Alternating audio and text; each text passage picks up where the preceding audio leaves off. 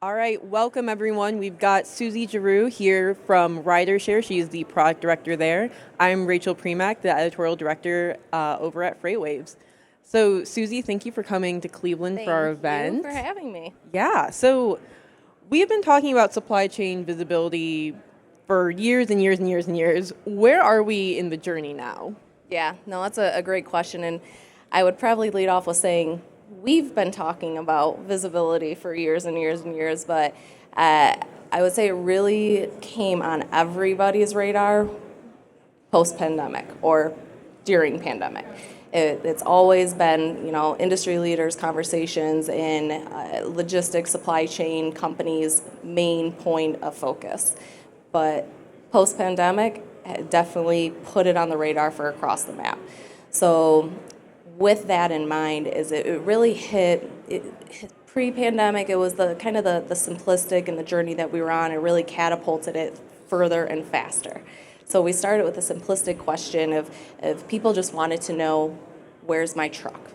And it's evolved since then, and now it's not just that end-to-end visibility is no longer simply where's my truck. It's more sophisticated questions like, do I have enough inventory to fill an order?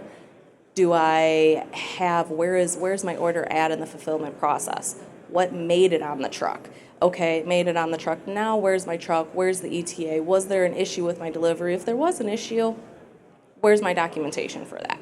So the progression of where we've gone with the journey in our customers and the corporations out there they want to go to one location to get all that information too. So again, historically, you would have to go into multiple different systems to get all those different pieces of information and kind of piecemeal it together. So now where we're at and going forward is providing that unified experience for a customer. So they're able to get all those pieces of information in one place. And then additionally, we're able to provide them with more information at their fingertips. I know we were talking previously, but if you take an example of a customer, real life example of a pet food provider who delivers to our vets and animal hospitals and clinics. You take a vet that gets a delivery, they don't know, historically, they didn't know when a truck was coming. A truck would just show up and they would have to stop what they're doing, go unload it, which for smaller vets, that's a problem for us. That's a problem for them. And then once they get it, if there's an issue with it, they would have to call that pet food provider, say, hey, I had an issue with my order, I didn't receive something or something was damaged. They'd have to hang up that conversation and pet food provider, call their transportation provider or the carrier, and then they'd have to hang up, they'd have to call the driver to understand. Whole stream of people, which now is cut down. So you take that same scenario, if the vet calls that pet food provider, they're able to now go into a visibility platform, log in, search that order, bring it up, see everything that delivered, have that proof of delivery. If there was an issue, they're able to see what that issue was, in removing all those unneeded steps of non-value added exercises. Basically, it was how it was previously. Now we have that. We're empowering our customers to get that information at their fingertips and better service their customers and the end users. So I think that's the big portion of where we are, is that unified experience, and then also just being able to gives all of the information in one location and not having to access the multiple systems. It seems like the question, maybe let's say back in 2018, 2019, was more, where is my truck, or where is that container ship? Yeah. Whether that's on the highway or in the middle of the ocean or what have you. Yes. Now it's what's in the truck, like Yep. where is this on the manufacturing process? Yep. So it seems like it's a little bit more, not so much just, figuring out the GPS location, but just Exactly. trying to get that full inventory, that full supply chain perspective in. Exactly. Yep.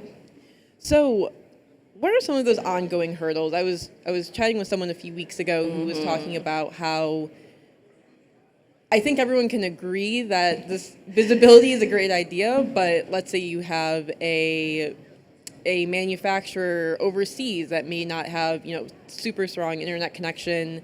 They're not necessarily going to be providing the sort of data that we need from the start. Let's say we have a carrier who, isn't so comfortable with having an app on his or her phone or having a GPS on their truck. How do you navigate that when you've got everything kind of working out and everyone's in it, and then you've got one chain that says, okay, I can't do it, or I don't want to do it? Yeah, one chain that gets linked and cut from it. Yeah, I say, I mean, that's supply chain. There's hurdle after hurdle in supply chain. You have resource availability down to customer expectations, and all of it.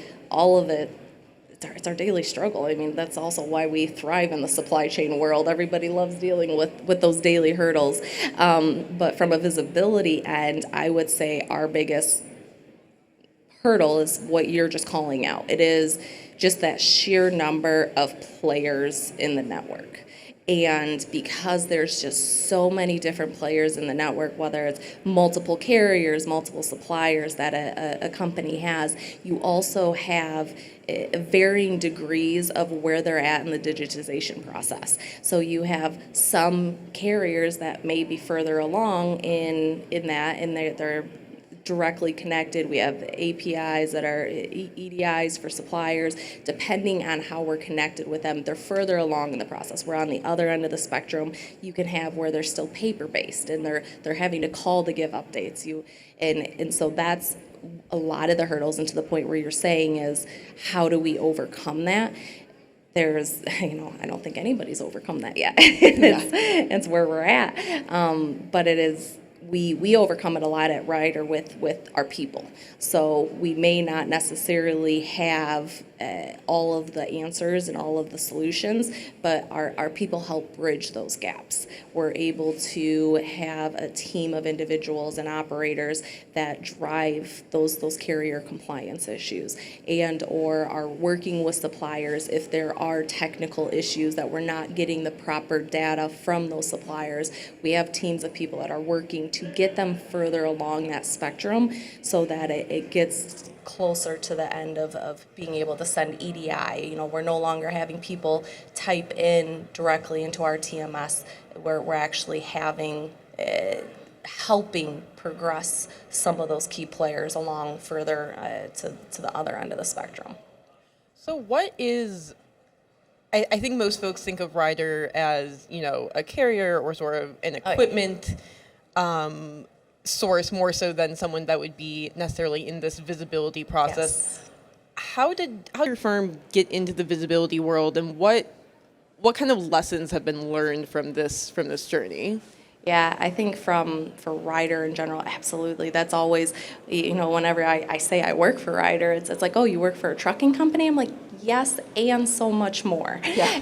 and it is, and that is the concept of ever better in our campaign that we have there. And it is, how can we continue to serve our customers and give them more, and again, empowering our customers. So that was kind of what drove us to a visibility platform, and knowing that the industry was going in that direction, and that we weren't there at that point in time. So that was the driving factor for us to get more into the product space. And we have a number of different products now within Ryder. We have a couple of other team members here from other products within Ryder, and that is, it is driving and getting more of that aspect into Ryder, and getting more than, like I said, yes, we're a trucking company, yes, we have that aspect, but we're more than that too. So right. So right now it kind of seems like folks who are in the space, they're still working with Excel, they've got, they're calling people, they're texting, they've got a million other apps that they kind of look at day to day. I imagine most people have a 3 to 4 monitors, or maybe four is on the low end. Mm-hmm. Fleet managers that they're looking at.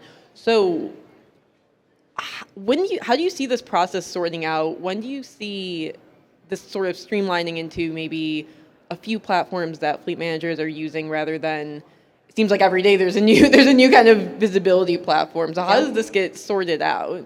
Yeah, that's again another great question. I think anybody has quite answered yet. It is the streamlining aspect. It's a continued journey without a doubt. And how can we get down to that? Again, we have a number of players in the network. How do we get down to a couple of key players? It's that continued partnership building and collaboration that we are doing with some other tech companies, and we have our investments that we make into other firms in order to try and link better.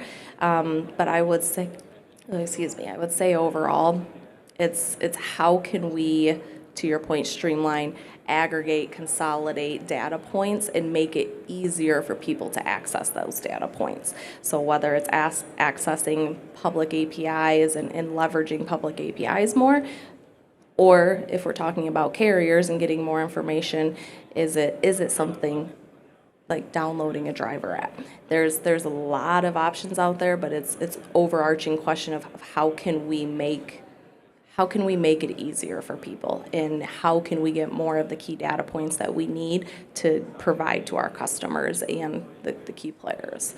So I don't think anybody has quite answered that, but it's definitely an ongoing journey and ongoing journey that we're working through.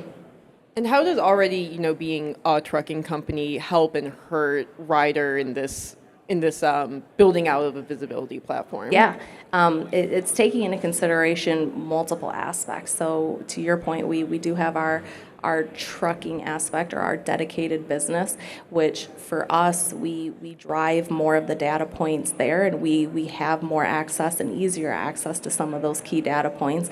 And if we have any issues that are occurring, we can get that quicker turnaround time to have them resolved. Whereas we also have our transportation managed side of the business, which we're dealing with other carriers and other parties within the supply chain network. So it is, again, still those relationships that we have, and we're able to leverage those in order to be able to really, again, continue to drive that compliance and that integration with us. So our people, I can't speak enough about the teams that we work with, the platform, and it's more of a customer-centric process that we do. It's hearing our customers, understanding where their pain points are, and it's not just handing them a product that says, here, go read some documentation or watch some videos and figure this out. We're working with them and ensuring that what we're providing them does indeed give them the value add that we are expecting them to receive. So it is much more of a customer-centric experience too that helps. Okay, and we've just got right under 2 minutes left. So tell us what's next in this visibility journey. What's like the maybe one or two big things that we should look out for in the next year that visibility platforms like Ryder are going to be perhaps finding the solution for? Finding the solutions. Well, I would say, again, thinking from the end to end. So getting within the four walls, continuing it through to endpoint delivery, and having all of the visibility all between that. So you got, the in the four walls, you got middle mile, you got end mile, last mile. But then we also have what we're working through is extending that visibility. So not just our managed transportation. So what we were talking about and how to overcome those hurdles is how can we get customers visibility outside and into the other parts of their network that isn't just managed by Ryder. So being able to extend out that visibility, I think that's another key piece for the visibility platform, being able to get the customers more. All right, Susie, thank you so much for taking the time to talk with us. Thank you. I appreciate it.